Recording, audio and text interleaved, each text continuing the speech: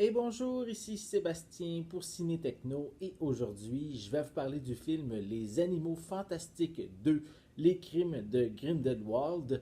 Donc ici c'est un film que vous pouvez aller voir au cinéma dès le 16 novembre 2018 et c'est distribué par Warner Brothers. Donc le film ici nous permet de retrouver l'univers de J.K. Rowling euh, qui va s'étendre maintenant un peu plus loin que dans le premier film. Le film, oui, le premier, Les Animaux Fantastiques, qui a été à l'affiche en 2016. Donc ici, elle est toujours responsable du scénario et je suis pas sûr par contre que c'est à la même hauteur que le premier volet. Donc cette fois-ci, les événements se passent en 1927, quelques mois après la capture de l'ignoble de Grindelwald, donc qui lui va s'évader assez rapidement et il va se retrouver à Paris. Donc, qu'est-ce qui va arriver, c'est que Albus Dumbledore ne peut pas confronter on pourrait dire son ennemi, en guillemets, mais il va demander à son ancien élève, qu'on connaît bien, Norbert Dragono, de se charger de cette mission. Sur sa route, il va rencontrer en même temps ses amis, soit Tina, Queenie et Jacob, qui vont décider de l'aider en même temps dans sa mission. Donc, ils vont devoir quand même faire assez rapidement avant que Grindelwald réussisse à régner sur la population non magique, puisqu'il est quand même assez violent dans un certain point, puisqu'il il a comme pour mission de tuer plusieurs personnes pour amener à bien son plan. Je dirais pour ce long métrage, son problème majeur, c'est son script, son scénario. Il laisse quand même ici beaucoup de place au suspense, à l'intrigue, comparativement au premier volet qui était beaucoup plus humoristique dans un certain sens. Euh, Aussi, on va perdre aussi, on se perd dans l'histoire. Oui, il y a l'histoire principale, mais il y a beaucoup de sous-intrigues et tout ça, c'est mélangé, ça fait qu'on perd le fil un petit peu, même à de nombreuses occasions durant le film. On a aussi beaucoup de personnages, euh, dont certains sont sous-utilisés.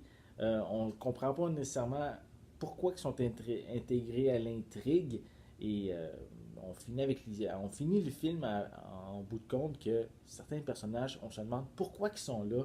Ils n'ont pas fait avancer l'histoire non plus entre le début et la fin. Donc, qu'est-ce qu'ils font là, on se demande. Peut-être que ça va dans les prochains volets, on verra bien, mais pour ici, ils sont mal intégrés à l'histoire.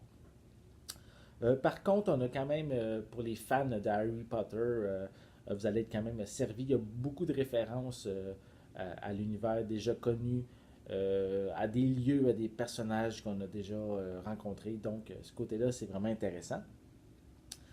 Pour le réalisateur David Yates, ici, il fait quand même un très bon travail. Il a quand même beaucoup d'expérience dans l'univers de Harry Potter en ayant réalisé quelques-uns, en plus d'avoir réalisé le précédent volet des Animaux Fantastiques.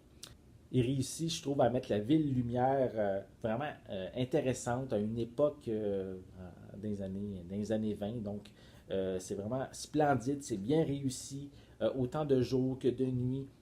Aussi, les costumes, les décors sont super bien faits. Ça nous permet même de voyager un petit peu dans le temps grâce à son film de ce côté-là. Même aussi pour les effets spéciaux sont très bien réalisés et ben, je trouve de ce côté-là, la magie opère vraiment. On a ici le quatuor original qui est de retour, soit Eddie Redmayne, Catherine Waterston, oui, c'est ça, Alison Sudol et Dan Fogler, qui vont justement, sont les acteurs principaux, évidemment. Je dirais peut-être que Dan Fogler, dans le rôle de Jacob, je trouve qu'il est plus difficile à cerner dans ce film ici. Je trouve qu'il est même, dans le sens plus difficile à justifier son personnage. Il apporte absolument rien à l'histoire, à part peut-être quelques petites séquences amusantes, mais il n'y a rien d'intéressant, je trouve, avec lui pour ce nouveau volet. On a également Albus Dumbledore qui est incarné avec conviction par Jude Law, vraiment un très bon travail de ce côté-là.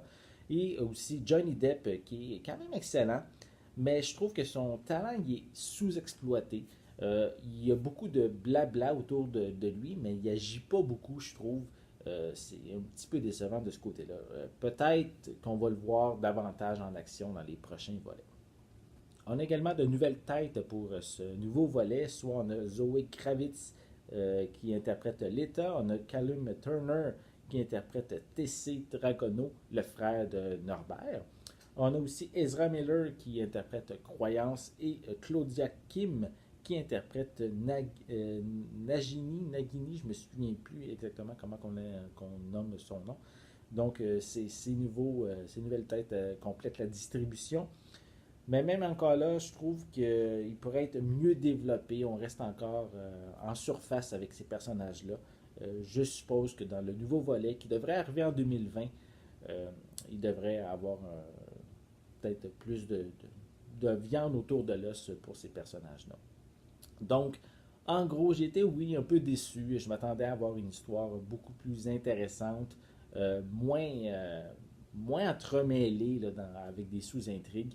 Donc, pour ces raisons, je vais lui donner une note de 6,5 sur 10.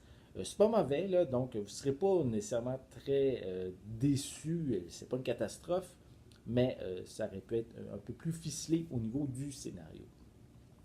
Donc, si vous voulez voir le film au cinéma, n'hésitez pas à aller le voir dès aujourd'hui, le 16 novembre 2018. Et c'est un film distribué par Warner Brothers.